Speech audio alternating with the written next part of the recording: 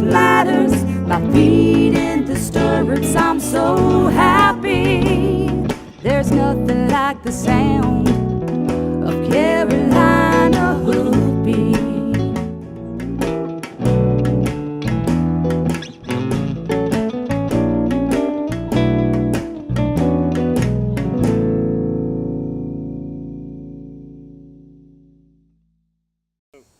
We're here in Corolla today. There's a herd of wild horses behind me. So you often wonder, how did those horses get here? Well, the story kind of goes that they've been here since the 1500s. Some people believe that they washed up from shipwrecks in the Atlantic Ocean. Some people believe that Spaniards came to the islands, settled, and when the Indians attacked, they left the horses in their hasty retreats. So how they got here, who cares? They're here now and they're beautiful. North Carolina is very fortunate to have these wild horses, and in 2010 we recognized the importance of them and made them our state horse. We're going to explore these horses today. We're going to visit with the herd manager. We're going to talk to the Corolla Wild Horse Fund, which does a great job at protecting these horses and making sure that their habitat is maintained for their safety and their health and longevity. And then we're going to visit the rehab facility. So stay tuned. We'll be right back with more Carolina Hoofbeats. Hi, we're in Corolla, North Carolina today, checking out the wild horses. You can see a few of them behind us here. And with me is Christina Reynolds, and she's their herd manager. Christina, can you tell us a little bit about the wild horse population here? Sure. We have 100 horses here, and they're Colonial Spanish Mustangs. So these are horses that came over with the Spanish colonists in the 1500s. So we currently have 100 in the herd, and that's about 60 females and about 40 males. And they've got 7,500 acres that they roam on. It's 11.5 linear miles by 1 mile. Wow, yeah. That's a pretty big area. It is, yeah. And what do they eat? Well, as you can see, they eat a lot of grass. This type of area here, this is a scrub grass that domestic horses would eat too. They've got, just behind the fire station here, they've got the dune line, and there's several different species of dune grass and sea oats that they'll eat. And then we also have a marsh area, and they'll go back and eat in the marsh. That's really cool. So there's plenty for them to eat. They Plenty obviously are fat and beautiful. Yeah. And what about their water? How do they find fresh water? Well, there's a lot of areas around here where the rainwater gathers, so they've got that. They also have a canal system they can drink out of, which is fed by the Sound. And the Sound up here is not very salty, so it's within the salinity range that they can drink out of really easily. Okay. And how do the folks that live here, you know, they interact with the horses really well because they obviously are very well taken care of. What are your rules about horses when people come to visit? Sure, there's a rule that is put forth by the county that you have to stay 50 feet away from the horses. You cannot feed, entice, or move them. So that rule is followed with varying guidelines, I guess, from locals and from tourists. But we do a lot of education through the Horse Fund, letting people know that these are the rules. And they're as much to protect the horses as they are to protect the people who are visiting, because these are wild horses and they can hurt people. Right. Not if they don't even have to try, but we do try and make sure that everyone knows that that's a rule. We give out a lot of literature. We work with the county deputies, and between all of us, it's a pretty full-time job, but we work really hard at it. Right. And so if you come to this area to visit, and like myself, you love horses, really resist the temptation to try to touch them or tame them, because you don't want them to get dependent on people. We want them to stay wild, and we want them to be able to live in their natural habitat. They've been here since the 1500s and survived all by themselves, and we're their worst enemy. So is there anything, tell us about this particular group. This group here is one of our non-traditional family groups. We've got 2 stallions and a mare. They typically hang out pretty close in this vicinity. There's lots to eat, and they get along really well. They're all mature, as you can see. They're all over the age of 5 or so. And this is pretty typical coloring for our group. We've got a lot of bay horses. We have a lot of black horses. We've got sorrels with a flaxen mane and tail. And then we have like a chocolate type liver chestnut. And those are the only colors we have out here. And what size range do they usually grow? Most of our horses are between 14 and 14.2. They don't get a whole lot bigger. Part of that is genetics. We do have inbreeding out here, so that has been limiting their body size. Part of it is that the island itself has selected over the last 500 years for a smaller body size, just because it requires less calories to stay alive. And then part of it too is the nutrition that's available to them. While they do have plenty to eat, they are deficient in stuff like crude protein and zinc as they're growing, and that limits their body size to a certain degree. And how much do you guys as the herd managers interfere with that? Do you do anything special for them? We don't supplement anything to them. We don't supplement feed, hay, vitamins, minerals, nothing. So we try and leave them as wild and free as possible. We've got another one visiting with us now. I see. So we leave them be. The only time we intervene in any way is if there's a medical emergency that they can't resolve by themselves out here, and that's when we step in. We're on call 24/7. And the locals can call us, the tourist companies can call us, and then also the county deputies will call us to take care of the horses. And if a horse is injured or needs to be removed from the herd, then you guys take care of that how? We do. We have a vet team that we work with out of Virginia that has 15 years of experience with the wild horses in particular, and obviously many years of experience with domestic horses. And so what we do is we'll use video, we'll use photo, we'll send it to them, we'll consult with them and make sure that this is a horse that can't survive out here and rehab itself by itself. So the vet team will give us some direction whether they need to come out here and treat the horse in the field, or if the horse will be stable enough that we can remove them from the beach to our rehab facility or to the clinic and let them be treated there. Right, and so we'll be visiting those facilities in just a little bit, so stay tuned. I don't want you to miss a thing.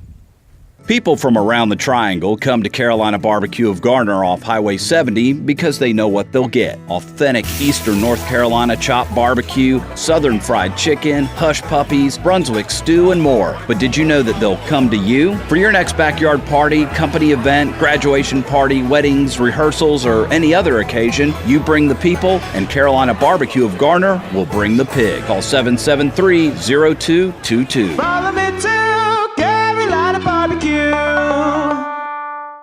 With me now is Karen McAlpin, and Karen's the Executive Director of the Corolla Wild Horse Fund. And one of the missions of the Corolla Wild Horse Fund is to protect the horses, because while the Outerbanks is a gorgeous place to visit and live, it's not an easy place to be a horse.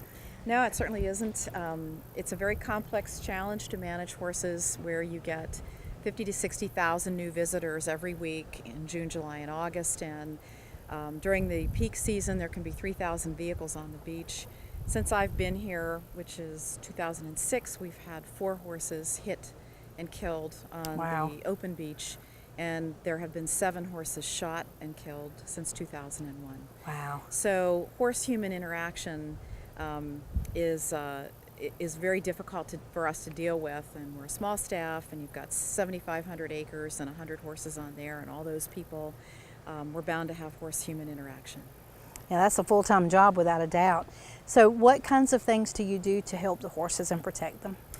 Well, in the peak season, we hire 19 seasonal staff so that we have eyes on the beach all day long. And then I also hire 2 off-duty police officers who work 8-hour shifts. And I try to schedule them so that at least there are some evenings that we have a presence up the beach too. So it's an expensive proposition.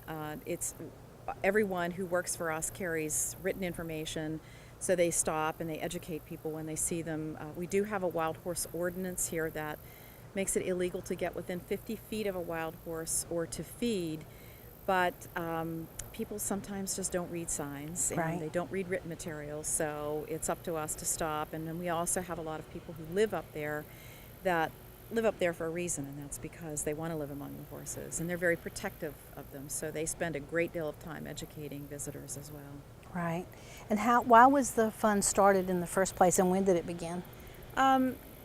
Actually, the fund started as a totally grassroots, all-volunteer organization in 1989, because until 1985, the paved road stopped in Duck, North Carolina. So from there north, it was nothing but sand.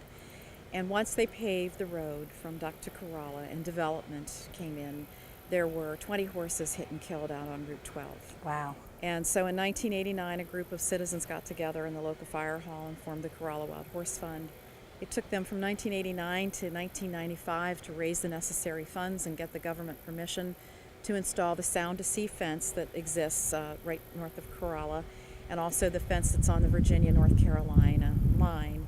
and moved the then remaining 20 horses in 95 Wow. up into the North Beach area where they are now. And when they were moved in 95, nobody knew if there were horses up there already, how many horses there were. And it's only been since the full-time staff came in 2006, in late 2006, that we have begun to really gather any kind of meaningful data on the horses. And what kind of problems are you facing now? Well, as with any isolated herd, and this herd lives on a barrier island, and we have a very high level of inbreeding. One of the first things we did as new staff in 2007 was pull DNA samples with remotely delivered darts. And we had them analyzed by Dr. E. Gus Cothran, who's one of the leading equine geneticists in the country. He's located at Texas A&M University. And at a herd size of 90, we had one of the highest levels of inbreeding of any wild herd anywhere and one of the lowest levels of genetic diversity. So we inherited a management plan that actually calls for a herd size of 60. So if you can imagine that we had that level at 90, what would it be at 60? Right. 60 is managing for extinction. Right. So we did that also because United States Fish and Wildlife Service owns about a third of the land where the horses live, and that's actually one of the things that confuses people. They think the horses live in a horse sanctuary or on the national refuge, and really only about 11 horses live on refuge property. The remaining 90 live on private property. So the reason for the DNA was to provide U.S. Fish and Wildlife Service with peer-reviewed science that said we can't manage at 60. The recommendation minimum is 120 to 130, with never less than 110. That's how the horses on Shackelford Banks have been managed for the last 16 years on half the land. So it makes sense that our horses deserve the same type of management. However, we were told no. Why? The Currituck National Wildlife Refuge is owned by United States Fish and Wildlife Service, and they, as well as all government entities that are under the Department of Interior, define wild horses as a non-native, feral, invasive species and a pest animal. And their mission is to provide a habitat for native wildlife. And we've had that argument ad nauseum about horses as native wildlife. They are. They evolved here in North America. But sometimes I think our government doesn't like to be confused with the facts. And so they look at them as a non-native species, and the way they handle non-native invasive species is to eradicate them. Well, eradication is a strong word, but it's their word. And they can't do that here because it would cause such a public relations nightmare. The horses are the #1 tourist attraction here. Absolutely. However, if you set the herd size at a number so low that they will eventually have a genetic collapse, problem solved. Right. Right. And what can we do to prevent that from happening? Well, we've been working on federal legislation since 2010. The Corolla Wild Horses Protection Act, which is H.R. 126, has passed the United States House unanimously twice. I can't get it through the Senate. It passed in June of this year, and it never was referred to committee. Last year, at least, it was referred to the Environment and Public Works Committee, but it never came out for a hearing.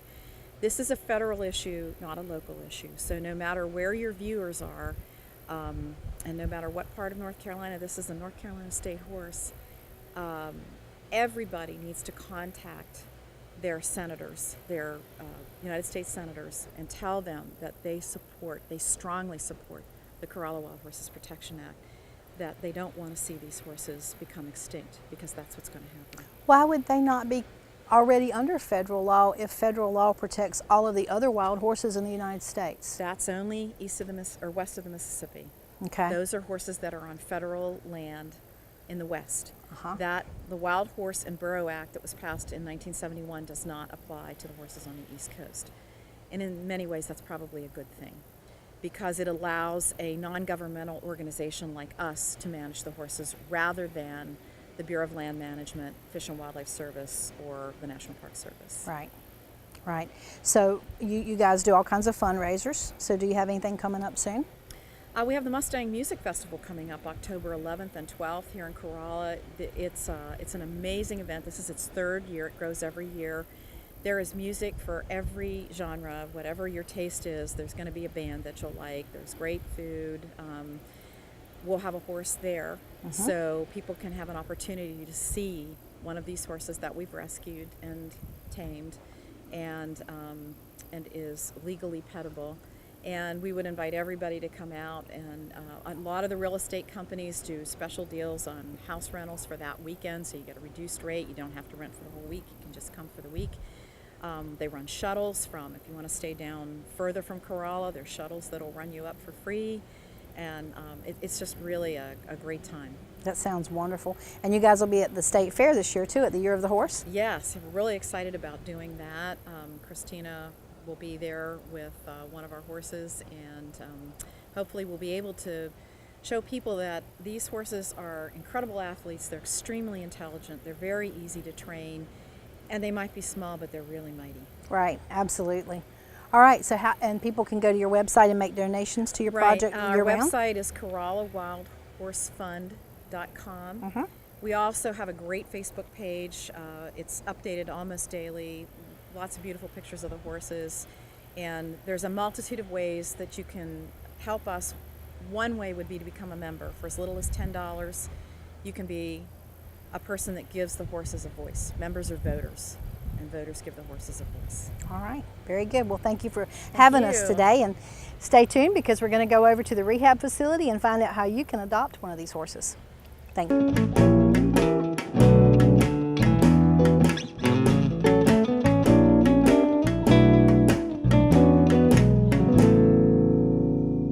My name is Scott Brookins, and I am the owner of Brookins Construction and MD Barn Master of the Carolinas. At MD Barn Master, we have the best warranty in the business. We have a variety of designs to choose from. Our barns are easily customizable to meet your needs. We have financing available to those who qualify. Our barns are fire resistant, and they hold their value with little maintenance. Let us build your dream barn for you today.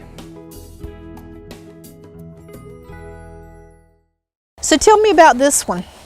The larger horse here, his name is Amadeo, and he is a stallion who was pulled from the beach in a rescue. He had been known for a while that he was blind in one eye. He had been injured during a stallion fight when he was younger. And he's one of the horses that we have loads of photos from tourists who came out and they just loved him. He was really majestic, and he just looked beautiful. Last year he injured his other eye in a fight with a rival stallion. And after losing his vision in that eye due to the injury, he became disoriented and ended up at the edge of the ocean. And while he was in the ocean, he got picked up by a riptide and was pulled out to sea. He landed on a sandbar, which was really lucky. Ocean Rescue played a big part, along with the Corolla Wild Horse Fund, and were able to rescue him and bring him back to shore. But it was pretty quickly apparent that there was a lot going on with him. So he was brought and put under veterinary care. They helped with the eyes, and they also found that he had a lot of issues going on with his blood work. So he was put on a specialized diet and was managed in a very specific way to help combat some of the liver damage that he had sustained on the island. So he's fully recovered now. He still has no vision in either eye, but he gets along great. The little horse that's with him is Felix, who's 2 years old this year. And Felix acts as Amadeo's seeing eye dog, and they follow each other around and they get along great together. That's a sweet story. So how lucky, I mean, he was swept out to sea and was saved. That's amazing. It is, yeah. And how old would you say he is? We figure he's in his mid to late teens. He looks a little older if you were comparing him to a domestic horse, but that's just kind of tribute to the harsh conditions that they face in the wild. So he'll just live out the rest of his days here in peace with Felix, He will, taking care of him. Yep. All right, a good ending to a possibly treacherous story. Yes. So Christina, this is a famous little guy off Facebook. Can you tell his story? Sure, this is Vivo, and he's about 4 months old now. He was born the Saturday before Memorial Day of this year, and he was born to this mare over here, Mimosa, and we got a call from a concerned visitor about his back legs because he was walking weird. So when we found them and we were able to take a look at what he was doing with his legs that looked so weird, we found that he had contracted tendons in his back legs, and that forced him to walk on his tippy toes. So we consulted with our vet. We sent him lots of photos and videos and asked him, is this something that would resolve itself on the island? Because we don't want to pull any of the horses off the island unless we absolutely have to. Upon viewing those videos and making some recommendations, our vet team decided that it would be in his best interest to pull both him and his mother off the island and treat him for the contracted tendons. And the contracted tendon's name is a little bit of a misnomer because it's not the actual tendon that's contracted, it's the muscle right above it. So Vivo was treated by IV antibiotics 3 times a day, and that's a kind of, or sorry, three days in a row. And that sounds kind of funny because you don't think of antibiotics as fixing something like that, but it does have the effect of relaxing that muscle above the tendon and allowing the leg to fall into a normal spot. So he had his legs wrapped for 7 days in vet wrap and gauze, and when we cut them off on the 7th day with the vet there, his legs were completely back to normal. So yeah, they look great. Yeah, he's back to being a normal baby. And so now he's on a management program that makes sure that he gets the best nutrition, and he gets lots of outside time so that he can keep moving around and keep everything stretched out the way it's supposed to be. And is he for adoption? He will be eventually. He's not currently because he's still with his mother. He hasn't been weaned yet. Right. But eventually he'll be weaned, and then he'll have the continuation of his halter training. And eventually he and his mother Mimosa will be available for adoption through our nationwide adoption program. Very good. And how do people find out about that, from your website? Yeah, they can go to our website. It's CorollaWildHorseFund.com, and it's got all the information there, and it's got photos of all the horses we have for adoption right now. We try and have our horses that are over 3 years of age. They're usually trained and saddle trained. So those horses are a great option for somebody who wants to ride, and then we have some younger horses that have been halter trained and are used to being around people but are not saddle trained yet. Right. You're too cute. It's a good thing you can't go today. And then we have another one over here, a bay pony that we need to look at. Yeah, sure. We can meet Freedom. So this is Freedom. He is a 3-year-old Colonial Spanish Mustang, and his mother was rescued. She had fallen into one of the canals up in Corolla, and after she had been rescued from the canal, the team of Wild Horse Fund employees realized that there was something else wrong with her. So what they realized later on when they did the vet consult and had radiographs done is that she actually had a fracture in her femur. So she was brought over and she was treated with our vet team. And then a couple months later, Freedom was born, and he was born on July 4th. He's gorgeous. So he's saddle trained and all? He is saddle trained, yep. He spent last spring, or this past spring, at Martin Community College as part of their colt starting program. And from there, his training was continued at Mill Swamp Indian Horses in Virginia. And then this summer, he has spent the summer being an awesome educational tool, and he goes with us to Duck and Corolla. And he has given pony rides, and he does a great job showing what a really sweet and gentle breed of horse these are.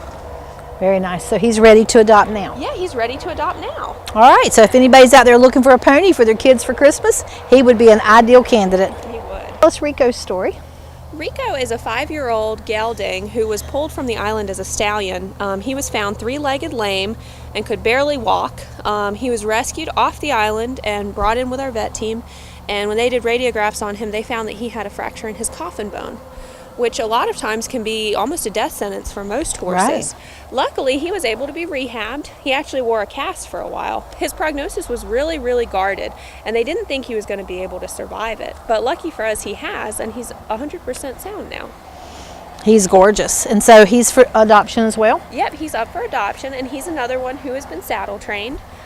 He spent this spring at Mill Swamp Indian Horses as well, where he gave at-risk youth, wounded warrior project, and police officer training at that facility. And he loves to go on trail rides, and he's just a really nice, gentle horse. Very, very nice. He's really handsome.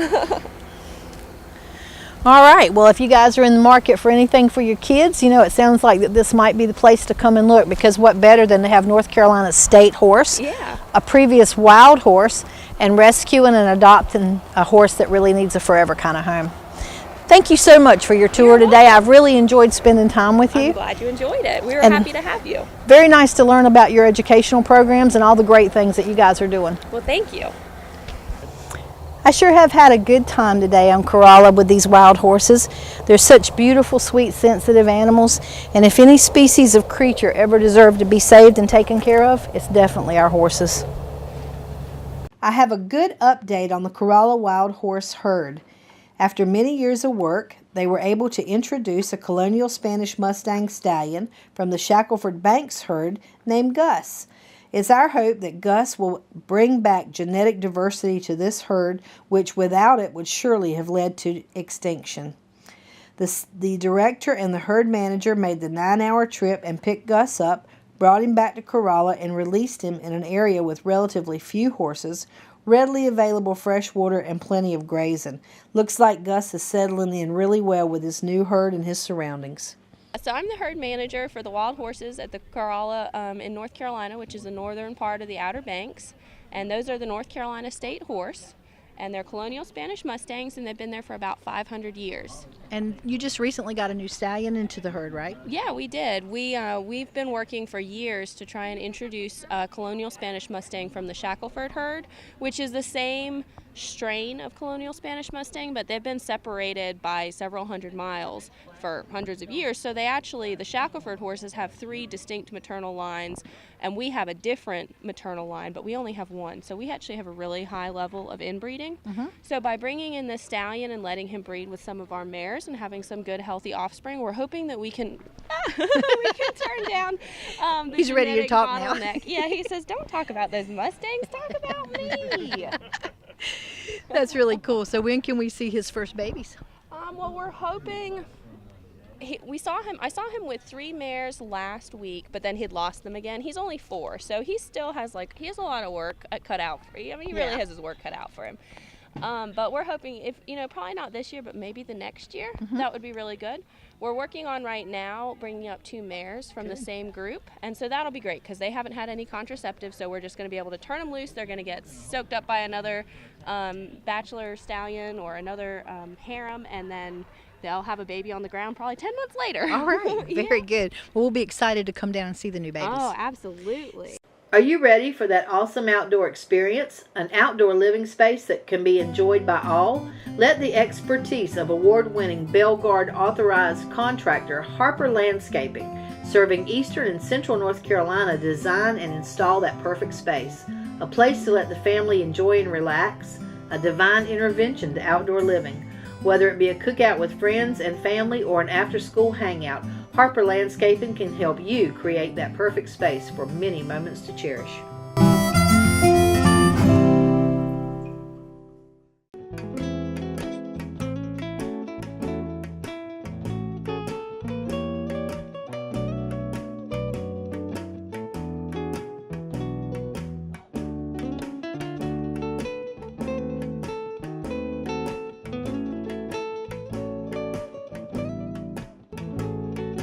And also by Carolina Hoofbeats Magazine, a free publication about the horse industry in North Carolina. Catch up on the latest issue at carolinahoofbeats.com. And also by Southeast Equine Magazine, a free publication about the horse industry in the southern United States. Sitting high in the saddle, nothing else matters. My feet in the stirrups, I'm so